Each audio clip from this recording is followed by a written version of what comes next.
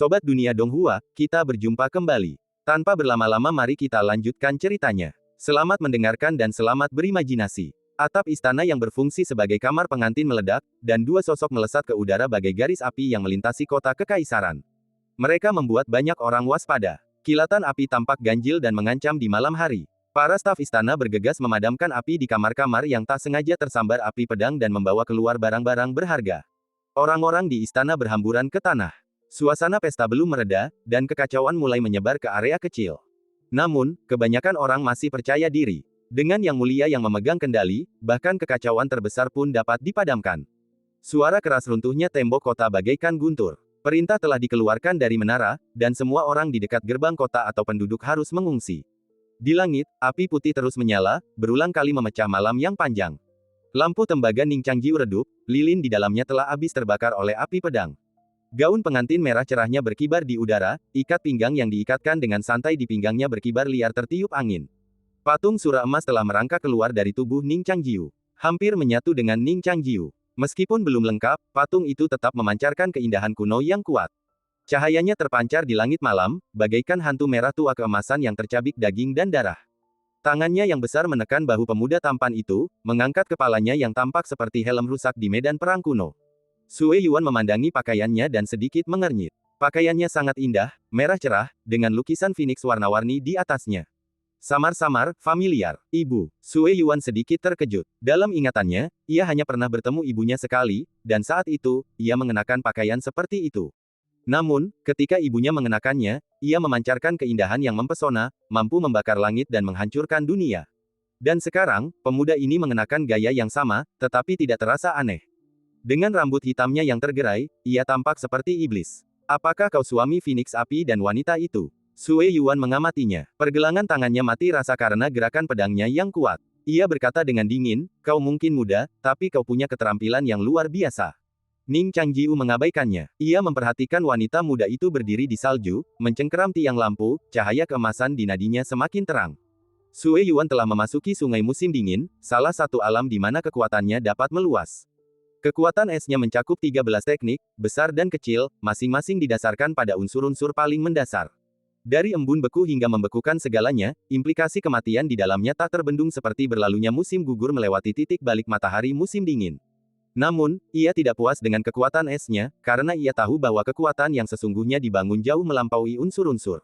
Sue Yuan bisa merasakan kekuatan pemuda itu, bahkan sebanding dengan wanita tadi. Hal ini membuatnya merasa gelisah, bukan takut, melainkan tidak senang atas kejadian tak terduga itu. Ia awalnya membayangkan pertempuran ini akan berjalan semulus pertempuran antara Lei Guozhong dan Xiyu, pertarungan langsung tingkat puncak. Tentu saja, ketidakpastian ini tidak akan mengubah apapun. Raja ikan kini berdiri di kehampaan, mengamati segala sesuatu di bawahnya, inilah papan caturnya. Di bawah kakinya terdapat seekor ikan lele raksasa yang terbentuk dari kegelapan malam. Sue Yuan mengalihkan pandangannya ke belakang Ning Changjiu. Sesosok berbaju merah telah meninggalkan kota. Zhao Xianger, dengan rambut yang sama acak-acakannya, menggenggam payung merah, pedangnya sudah terhunus. Rambutnya menari-nari tertiup angin malam bagai kepulan api hitam. Apakah kau Zhao Xianger? Adikku tersayang, akhirnya aku bertemu denganmu. Sue Yuan tersenyum tipis. Dilihat dari penampilanmu, kurasa kau berusia di bawah 20 tahun, ya. Zhao Xianger menatapnya, alisnya berkerut. Ia bisa merasakan kehadirannya. Aura yang familiar. Saat angin malam mendinginkan dahinya, pikirannya kembali ke lautan kesadarannya. Tiba-tiba, banyak hal menjadi jelas baginya. Siapa namamu? Tanya Zhao Xianger, menatapnya. Sue Yuan. Tanya Zhao Xianger, bingung. Apa kau tidak mengerti? Tidak, hanya saja ketika mendengar namamu, aku tahu kau akan celaka, kata Zhao Xianger. Kenapa? Tanya Sue Yuan penasaran. Zhao Xianger berkata, karena namamu terlalu sederhana, hanya 19 goresan, sementara aku punya 28. Bagaimana mungkin orang seperti ibu peduli dengan nama sesederhana itu? Sue Yuan menyipitkan matanya, dan sungai musim dinginnya berubah menjadi pedang selembut dan sebening cermin. Seperti yang diharapkan dari putri ibu, kau sangat bangga, puji Sue Yuan. Zhao Xianger tidak berkata apa-apa. Sue Yuan tertawa, Xiyu sama bangganya denganmu. Xiyu. Zhao Xianger mengangkat alisnya sedikit, berapa banyak putri yang ibu punya? Tidak banyak, hanya 3, kata Sue Yuan. Zhao Xianger menatap kucing putih yang duduk di atas ikan lele raksasa dan bertanya, apakah dia tahu kau melakukan ini? Sue Yuan tidak menjawab, tetapi berkata, reaksimu cukup bagus. Ketika Xiyu mengetahui hal ini, hati Daonya terguncang. Zhao Xianger seharusnya terkejut mendengar kabar ini, mendengar bahwa ibu tercintanya memiliki lebih dari satu anak perempuan. Ia bahkan mungkin mulai meragukan dirinya sendiri. Namun saat ini, ia tidak terlalu banyak merasakan emosi seperti itu. Ia tiba-tiba mengerti bahwa mungkin itu karena kasih sayang keluarga seseorang hanya sebatas itu, dan dengan setiap tambahan kerabat di hati mereka, sebagian darinya akan terenggut. Tentu saja, yang terpenting adalah ketika ia melihat Lu Jiajia terluka, ia sangat marah, dan kemarahan ini mengalahkan semua emosi lainnya. Aku tidak begitu mengerti. Karena kau sudah memilikiku, mengapa kau menciptakanmu? Tanya Zhao Xianger dengan tenang. Sue Yuan tersenyum dan berkata, kau pasti terbiasa hidup mewah. Oh, itu benar. Yang tertua berada di tanah utara yang dingin, yang lebih muda berada di kerajaan guntur yang tandus, dan yang termuda berada di provinsi selatan yang indah ini. Sayangnya, memang benar bahwa semakin muda kau, semakin kau dicintai. Zhao Xianger berkata, kau tak perlu berkata begitu. Ibu menyayangiku, bukan karena hal lain, melainkan karena aku lebih kuat darimu. Sue Yuan tersenyum tipis. Benarkah? Kalau begitu, biarkan aku membantumu melihat betapa kuatnya suamimu. Sungai musim dingin kembali mengalir di belakangnya, dan dari sungai yang deras itu, makhluk-makhluk zaman es yang tak terhitung jumlahnya menyerbu keluar satu per satu. Sue Yuan yakin bahwa makhluk-makhluk zaman es ini sangat tangguh.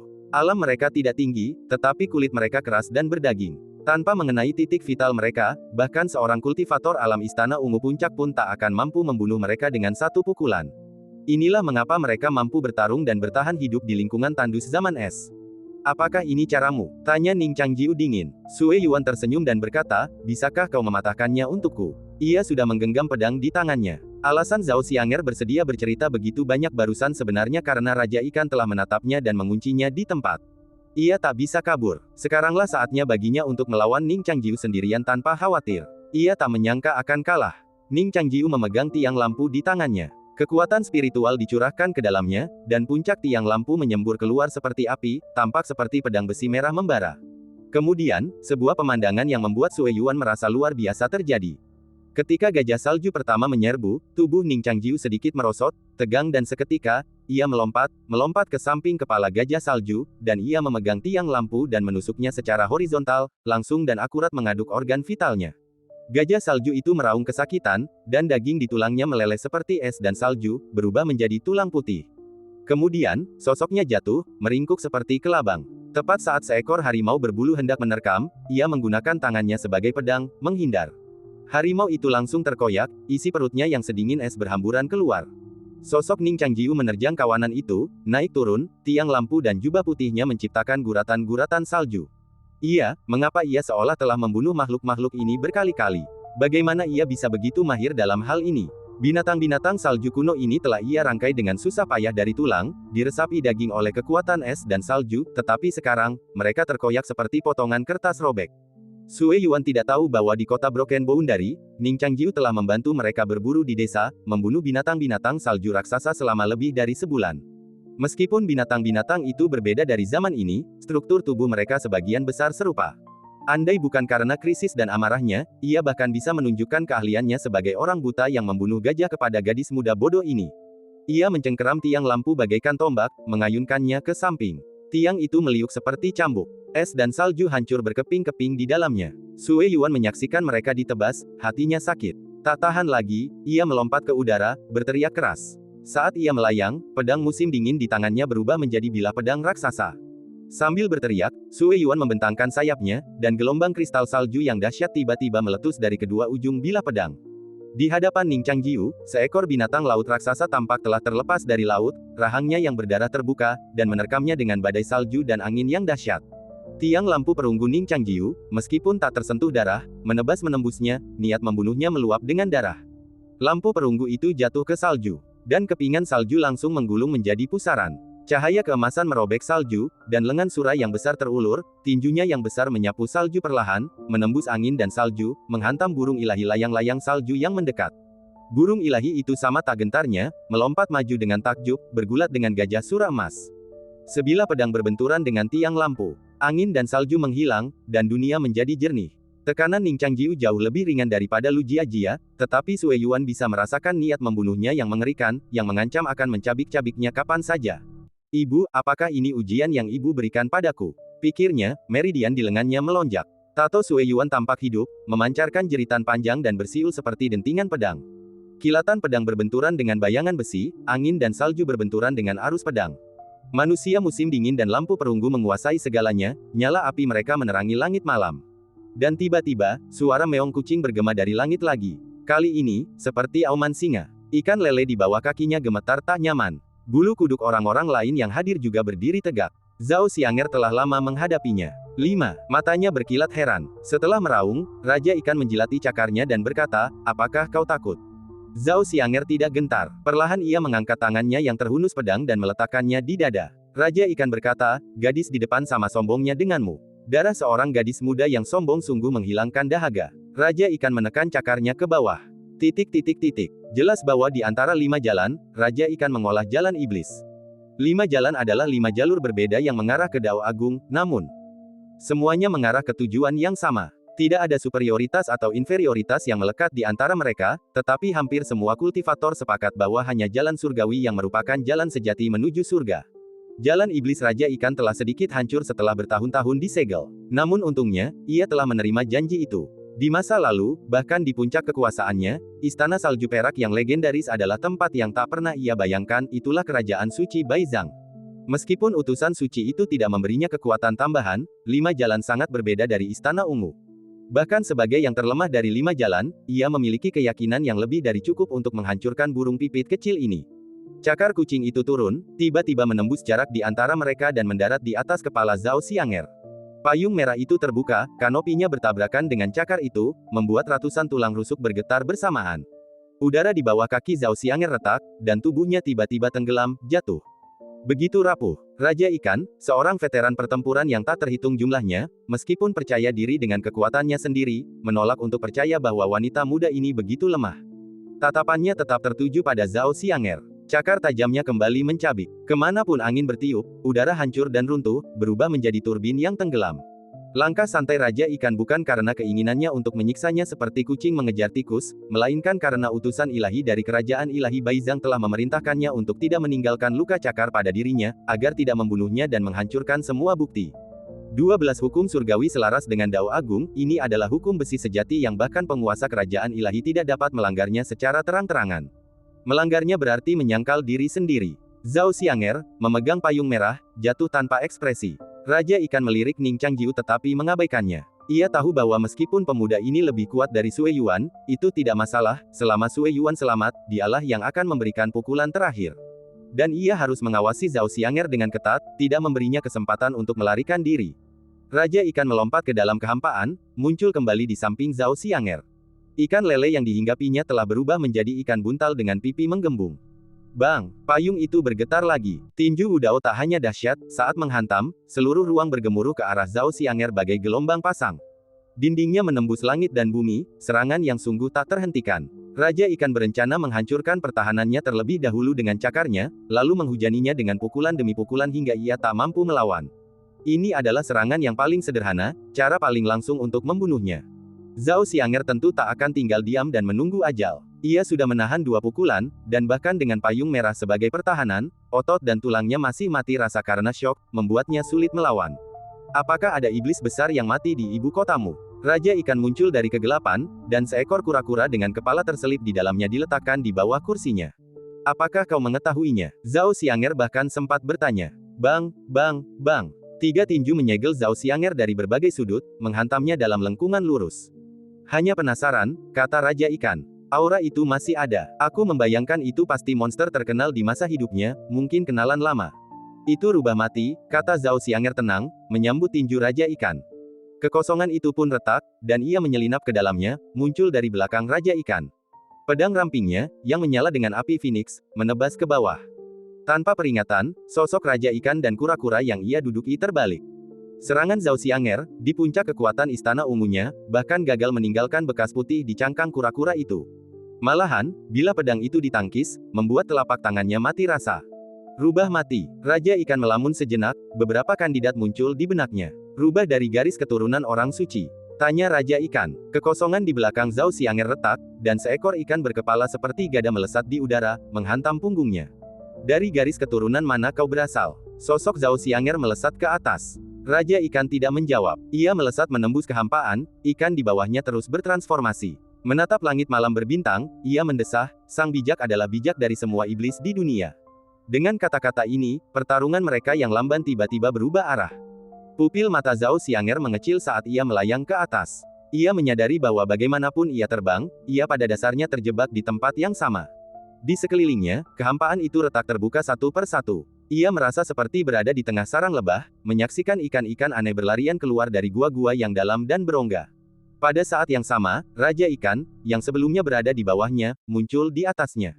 Kucing putih itu duduk bersila, membuka mulutnya, dan berkata, dia umpan. Hati Zhao Xianger mencelos karena khawatir. Setelah kucing putih itu berbicara, ikan yang sebelumnya berenang santai, seperti hiu yang mencium aroma darah, berbalik ke arah Zhao Xianger, berubah menjadi segudang senjata, dan melayang di udara. Ini adalah kemampuan unik yang dimiliki para iblis di 5 jalan. Zhao Xianger tak berani menyembunyikan ketidakmampuannya lagi.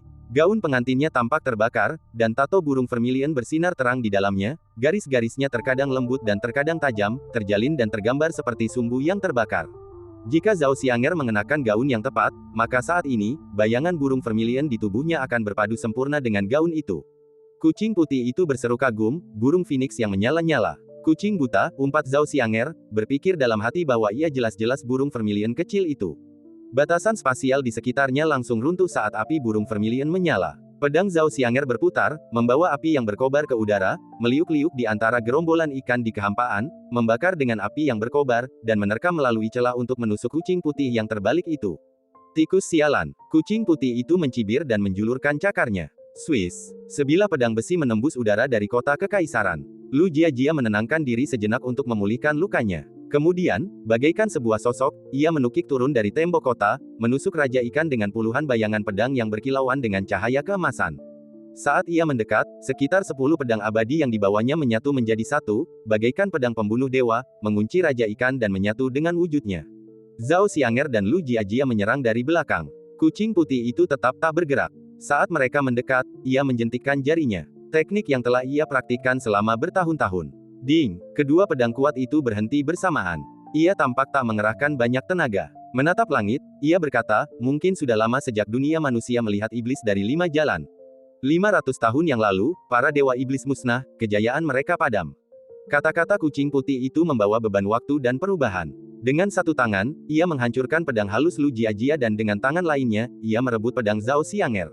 Sosoknya, membawa niat pedang yang hancur, membubung ke angkasa. Pada saat yang sama, wilayah tak terbatas meluas dengan cepat. 1000 mil di luar kota kekaisaran langsung diselimuti oleh wilayah kucing putih itu. Ruang itu tampak berubah menjadi lautan luas. Kehampaan terus retak, dan ikan-ikan hitam legam yang tak terhitung jumlahnya berenang keluar. Zhao Xianger dan Lu Jiajia bertukar pandang. Mereka pun telah menjadi ikan di kolam. Raja Ikan duduk tinggi di langit, seolah menyaingi bintang-bintang. Rasa putus asa menyelimuti mereka. Apakah ini alam 5 jalan? Bagaimana mungkin mereka bisa mengalahkannya? Memancing, dimulai, kata Raja Ikan perlahan. Garis-garis tak terlihat, yang terkondensasi oleh cahaya bintang, perlahan turun, jatuh ke arah 2 wanita yang terperangkap di kolam. Seekor kucing putih duduk di langit. Di tangannya, sebuah pancing tergantung di ujungnya, seutas tali yang ditenun dari cahaya bintang menjuntai di ujungnya. Ia tampak seperti seorang lelaki tua yang pulang dengan sejahtera, memancing di kolam desa, dengan ekspresi tenang. Pemandangan ini terulang kembali seperti mimpi buruk berabad-abad yang lalu. Dulu, ketika ia masih anak kucing, tak berhasil menangkap ikan, para iblis besar telah memerintahkannya untuk duduk dengan keranjang di mulutnya, terkadang berhari-hari lamanya. Ia mengingat penampilan mereka, bahkan setelah 1000 tahun. Setiap sinar cahaya bintang adalah tali pancing. Jika alam halaman ungu dapat memanggil fenomena surgawi, maka 5 jalan itu seperti mengubah tubuh seseorang menjadi bagian dari alam semesta. Angin, hujan, guntur, kilat, matahari, bulan, dan bintang, manifestasi alam semesta ini dapat dimanipulasi di telapak tangan seseorang, dimanipulasi untuk keuntungan pribadi. Di dalam ruang yang luas, gua-gua yang dalam terus terbuka, dan gerombolan ikan yang sangat besar berenang keluar, mengalir tanpa henti, kehadiran mereka sepenuhnya tak terlihat oleh siapapun. Mereka bukanlah makhluk nyata, melainkan produk dari suatu dunia spiritual yang terhubung dengan kehampaan. Lambang burung vermilion di tubuh Zhao Xianger meredup di lautan kehampaan ini. Burung seharusnya terbang tinggi di angkasa, bagaimana mungkin mereka tenggelam ke dalam laut? Seberkas cahaya bintang turun. Seberkas cahaya itu tidak tampak seperti benang, melainkan seperti jaring. Ketika menyentuh ikan atau manusia, ujung-ujungnya mulai terbelah dan melebar, melilit ikan-ikan di kolam.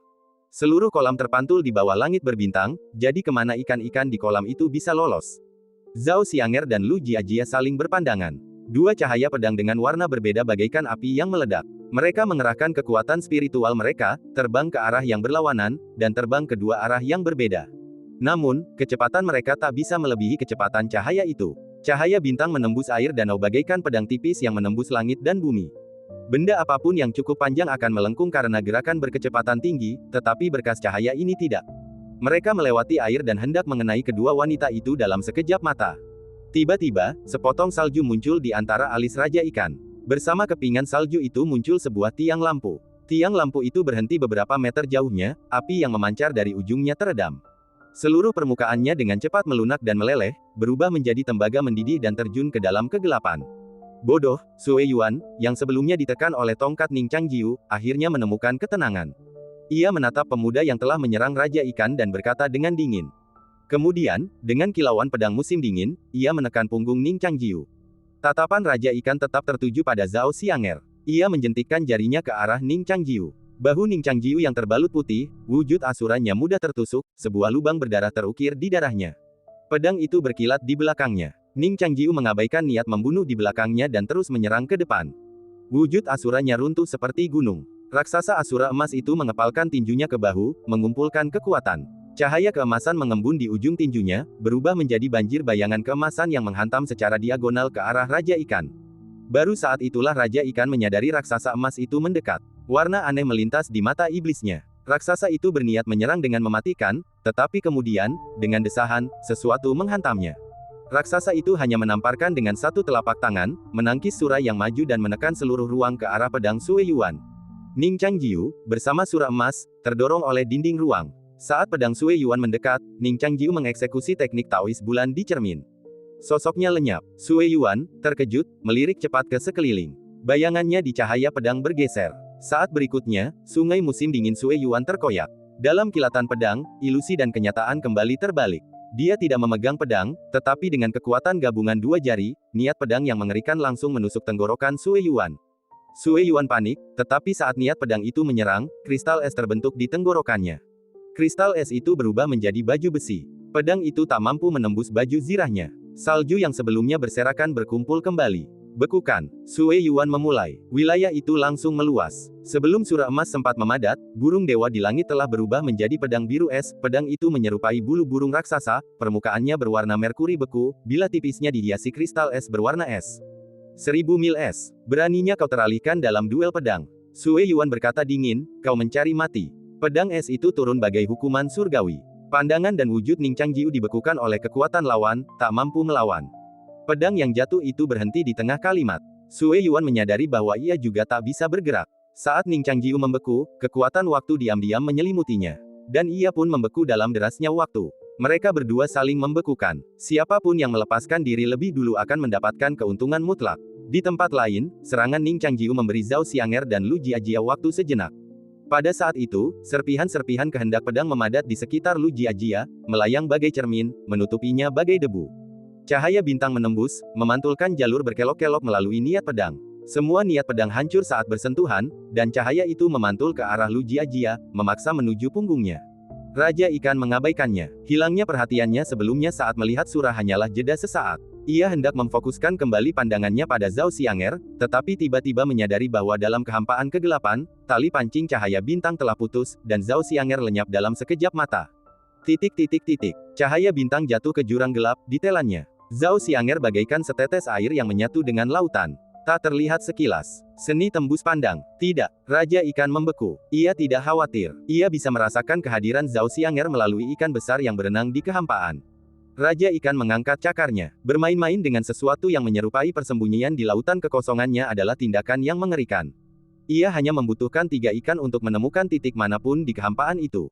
Sang Raja Ikan memejamkan mata, berpikir. Kesadaran spiritual juga merupakan jaring yang luas. Ketemu. Hanya dalam 3 tarikan napas, jaring itu kembali mengunci lokasi Zhao Xianger. Ketiga ikan itu telah menentukan posisinya, wujud mereka terkunci di tempatnya. Sinar bintang melesat menuju titik yang terkunci. Namun, di tempat mereka mendarat, mereka diserap oleh kegelapan. Kegelapan yang pekat, itulah tubuh 9 bulu. Dalam waktu yang telah diluangkan Ning Changjiu, 9 bulu berhasil melepaskan diri, membentangkan sayapnya untuk melindunginya. Zhao Xianger menggunakan ini untuk bersembunyi dari pandangan Raja Ikan di kegelapan. Dalam kegelapan, 9 bulu menyatu menjadi pedang, dan seekor burung phoenix berapi terbang melawan angin.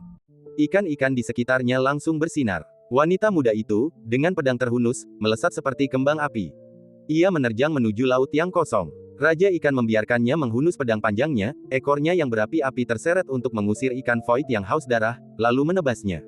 Raja Ikan telah menyaksikan pemandangan seperti itu berkali-kali dalam karir memancingnya. Tak mau menerima nasib, ikan-ikan itu mengibaskan ekor mereka, mencoba melompat dari air, mengubah sirip mereka menjadi sayap untuk terbang tinggi di angkasa.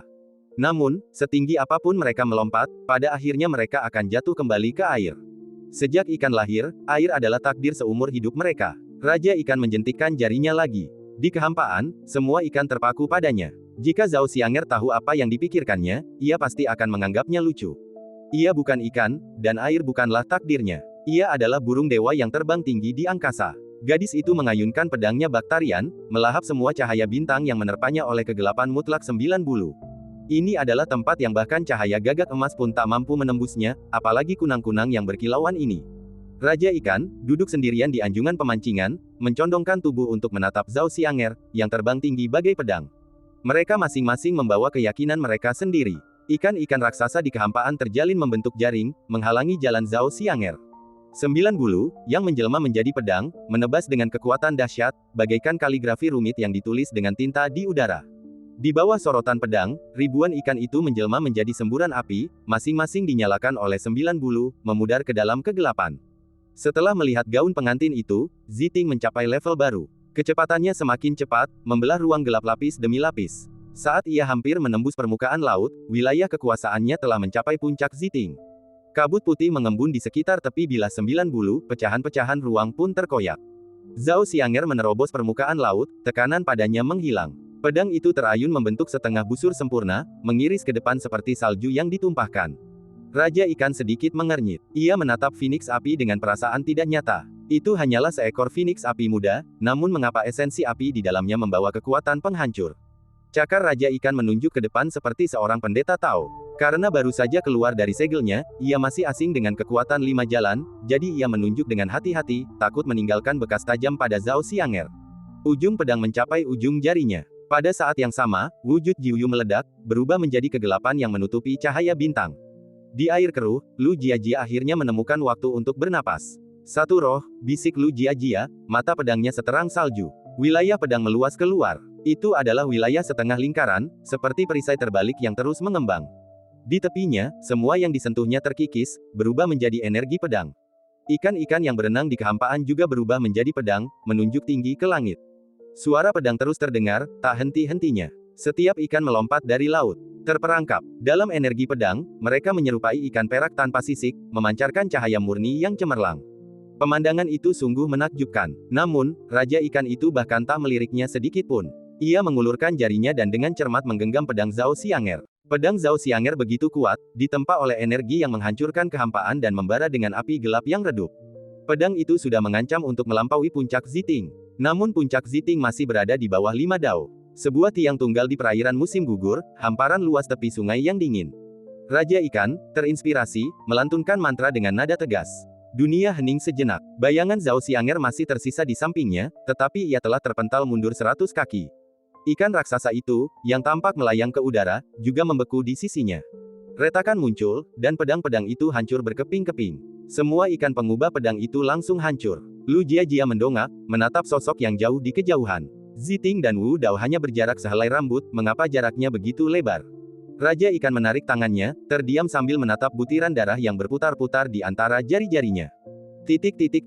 Sosok Zhao Xianger tetap tak terkalahkan. Saat ia mundur, sepasang sayap berapi muncul dari belakangnya. Sayap-sayap itu mengaduk angin kencang, mengangkat sosoknya ke atas. 9 bulu di tangan gadis itu telah melepaskan wujud pedangnya, kembali berubah menjadi seekor burung hitam raksasa yang menari-nari di sekelilingnya. Bahkan setelah berulang kali gagal dan mengerahkan seluruh kemampuannya, ia hanya berhasil meneteskan setetes darah dari ujung jarinya. Tatapannya ke arah Raja Ikan tetap tenang. Jari Raja Ikan sedikit berkedut, dan lukanya sembuh dalam sekejap. Ia berkata, sebenarnya, aku penasaran apa lagi yang kau sembunyikan. Zhao Xianger bertanya, kenapa kau bertanya? Suara Raja Ikan dipenuhi kekaguman. Karena orang itu bilang aku bisa membunuhmu begitu saja. Tepat. Zhao Xianger bingung. Raja Ikan mengangguk. Yah, pas artinya tidak lebih dan tidak kurang, hanya sedikit lebih kuat darimu. Tapi sedikit itu adalah perbedaan antara hidup dan mati. Tapi kekuatan yang kau tunjukkan saat ini masih jauh dari cukup. Jadi aku penasaran apa lagi yang kau sembunyikan. Tentu saja, Zhao Xianger tidak menjawab. Ia hanya berkata, orang yang mengatakan itu padamu jelas tidak terlalu cakap.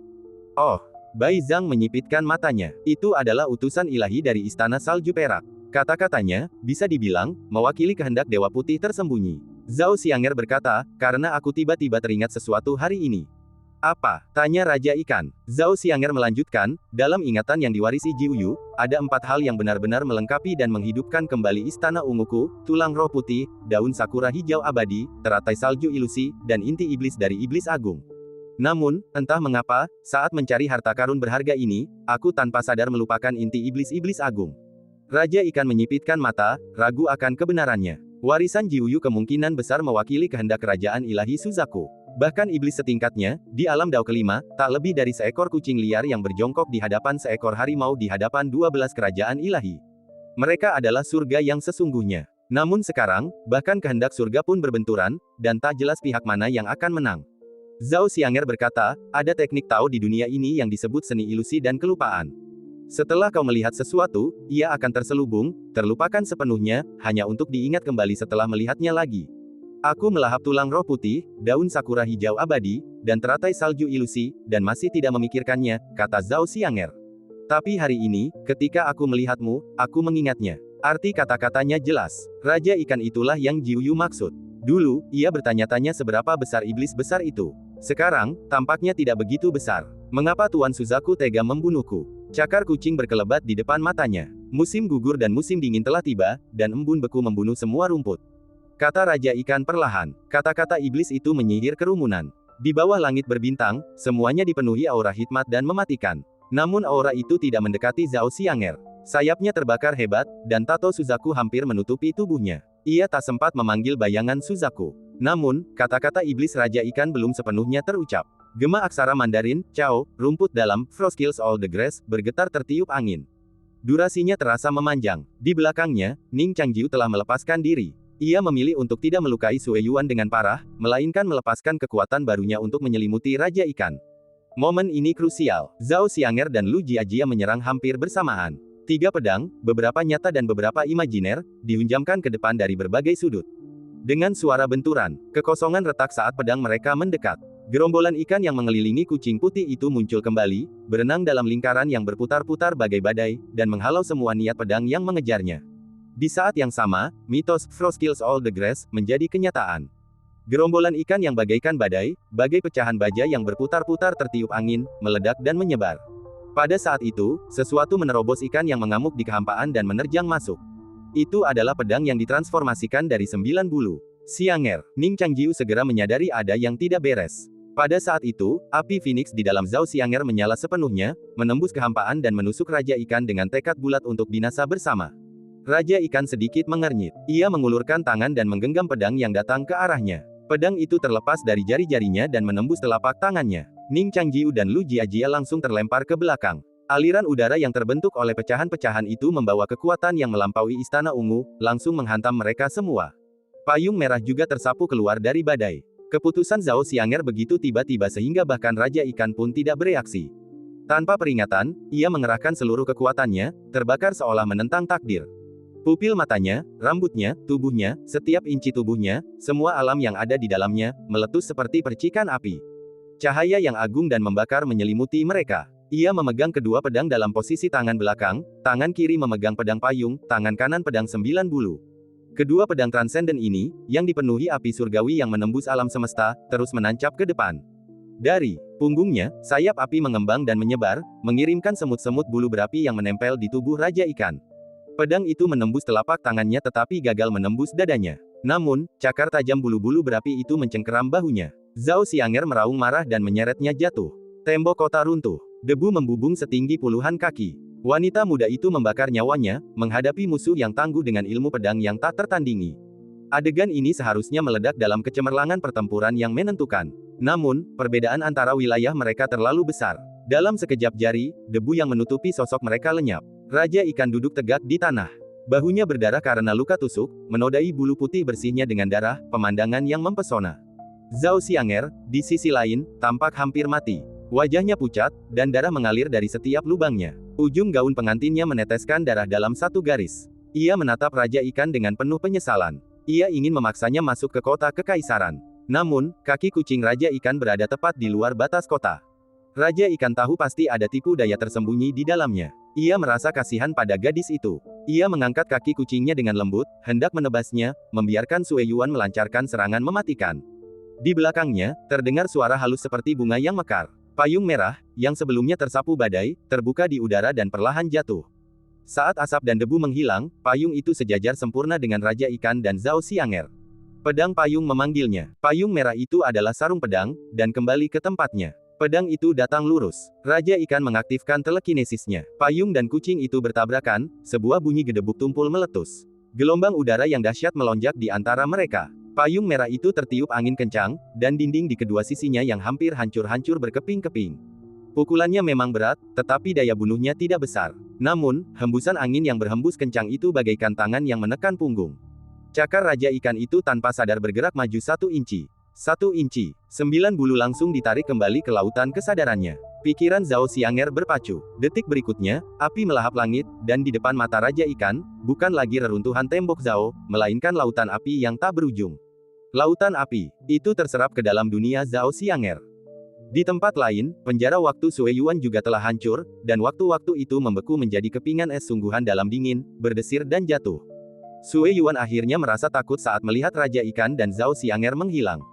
Ia juga tercengang oleh ekspresi Zhao Xianger sebelumnya yang menentang takdir tanpa sepatah kata pun. Apakah karena ibumu kau begitu tak kenal takut dan mempertaruhkan nyawamu? Sue Yuan berpikir dengan marah. Meskipun pemuda dan wanita itu juga terluka parah, kekuatan waktu melampaui kekuatannya sendiri atas Gletser. Terlebih lagi, wujud pedang wanita berbaju putih itu juga mengerikan. Ia akan kesulitan menghadapi mereka sendirian. Namun, Zhao Xianger telah berhadapan dengan iblis kuat dari alam Dao kelima. Akankah ia mundur saat berhadapan dengan 2 kultivator alam istana ungu yang terluka parah? Pikiran Sue Yuan sedang berkonflik. Burung-burung dewa beterbangan di sekelilingnya, teriakan mereka menusuk hatinya. Tidak, aku tak mungkin lebih buruk dari Zhao Xianger. Aku mengukir wilayah dan jalanku dalam dingin yang menusuk, tebasan demi tebasan demi tebasan, dengan membantai musuh dan binatang buas yang tak terhitung jumlahnya. Bagaimana mungkin aku kalah dari orang yang hidup mewah di provinsi selatan ini? Satu-satunya penjelasan untuk kekuatan Zhao Xianger saat ini adalah karena ibunya telah memberinya begitu banyak.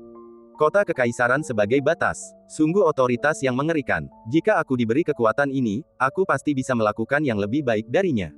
Sue Yuan berpikir dengan marah. Namun saat ini, ia mati-matian meyakinkan dirinya sendiri untuk tetap tenang. Hanya dengan membunuh Zhao Xianger, ia dapat benar-benar menghancurkan ketidakadilan ini dan memberitahu ibunya siapa sebenarnya putri terkuatnya. Mengenai bantuan Raja Ikan, utusan kerajaan ilahi Baizhang akan membantunya menghapusnya. Meskipun ia telah menyetujui beberapa syarat dari utusan Istana Salju Perak, begitu ia benar-benar kembali ke kerajaan ilahi, mengapa ia perlu mengkhawatirkannya? Karena itu, ia harus bertahan hidup. Setelah Raja Ikan dibebaskan, ia tidak boleh mengambil risiko lagi. Ia telah meyakinkan dirinya sendiri bahwa ini bukanlah pengecut, melainkan penerimaan yang damai. Seperti guru Zen Guangqi yang telah meninggalkan kuil Buddha. Emosi ini benar-benar seperti wabah. Pada saat itu, Sue Yuan sendiri tidak menyadari bahwa saat ia memilih untuk mundur, bayangan Dao yang tak terhapuskan telah mengakar di hatinya. Siyu setidaknya telah mencapai hati nurani yang bersih sebelum kematiannya. Namun ia tidak bisa lagi melakukan itu. Ia tidak punya waktu untuk memikirkan hal-hal seperti itu. Kekuatan Gletser itu seperti burung yang terbang keluar dari sarangnya, beberapa di antaranya berubah menjadi kristal es yang besar dan menggantung. Alam beku, peti mati pemecah es, bulu-bulu salju yang beterbangan. Aliran es yang luas dan tertutup salju bagaikan pedang yang menembus lembaran waktu. Kemanapun ia lewat, sungai yang dingin itu melolong, taring-taringnya yang sedingin es bergerigi. Ia membawa dunia ini kembali ke masa ketika hamparan es yang luas membeku, tak bernyawa. Inilah Gletser yang mendominasi dunia setiap jutaan tahun. Ning Changjiu mengembuskan napas. Napasnya berubah menjadi embun beku. Ia mengangkat kepalanya dan bertemu pandang dengan Lu Jiajia. Tanpa sepatah kata pun, mereka berjabat tangan. Mereka menjelma menjadi bayangan putih dan naik ke langit bersama, persis seperti mereka bertarung bergandengan tangan melawan 9 bayi di alam liar selatan. Dan cerita pun berakhir, nantikan cerita selanjutnya. Terima kasih telah mendengarkan.